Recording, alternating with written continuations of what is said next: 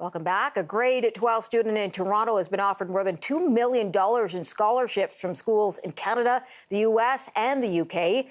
Rachel Burns is a graduating student at the Etobicoke School of the Arts, and she joins me now in studio with her art teacher, Matthew Berry. Thanks for joining us, you guys. Hi, thank you. Congratulations, by the way. Incredibly successful to be wanted by so many people. Who gave you the biggest offer? I would say Milwaukee Institute of Art and Design. What's their offer? $146,000 US. Wow. Yeah. Okay, when these started coming in, what were you thinking?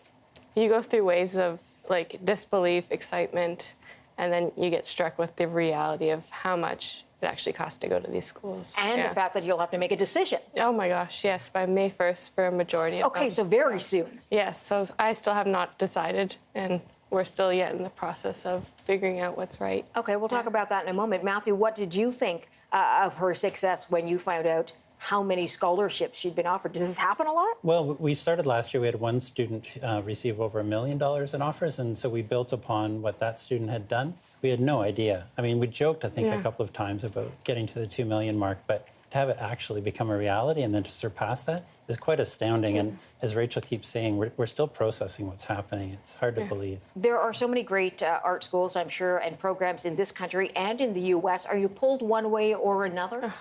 I'm not. I'm still open to everyone. Like, it's overwhelming to see how much attention our school has been getting and how much attention all the students in our class are getting from all of these places. It's not just me. It's so many others have been applying to these schools. Because you're so humble, and I can tell that right away, Yeah. I'm going to ask Matthew about her work. Yeah. What do you think sets her work apart and has made her obviously so promising that people want to take her in?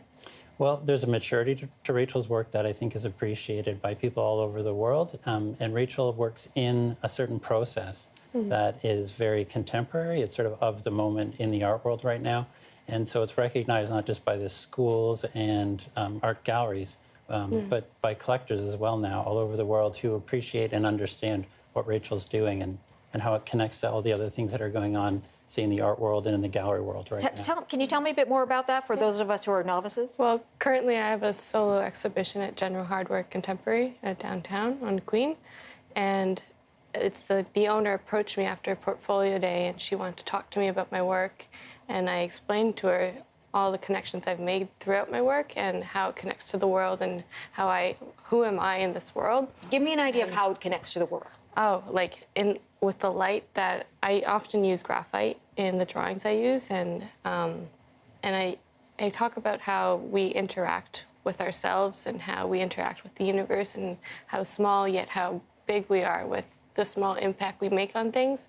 It's a transfer of energy, so it's really about how we all interact with each other and influence each other. What's your family? What are your parents thinking about this? Oh, they're overwhelmed as well. They're so supportive into all these options and what's right for me and yeah. It's, okay, so you said you guys have been having conversations about what is right and where you would like to go and are you going to pursue one kind of art over another, or are you hoping to pursue sort of a different range of artistic practices? I'm hoping for an interdisciplinary in which I can work in different mediums. Often I let my ideas influence what medium I use, so it'd be great to go into a program that supports that type of thinking. Okay, and are you leaning which way for her? No, well, we've talked about different options for sure, and everything has advantages and disadvantages. And so we're waiting this week. Just before we came tonight, we were emailing and phoning different schools for different people too. So it's an ongoing process. Yeah. And there'll be lots of action before Monday in terms of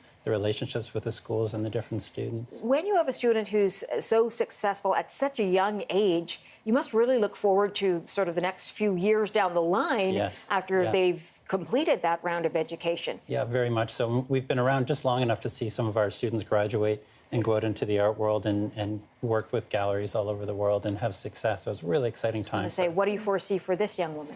I think for Rachel and for a great number of the grade 12s this year, that the opportunities are endless. I think the success will be astronomical, for sure. And especially with us supporting each other and hoping to continue doing that. Yeah. Well, congratulations. It's a wonderful thing to hear, and it's great to have those choices, right? Yeah.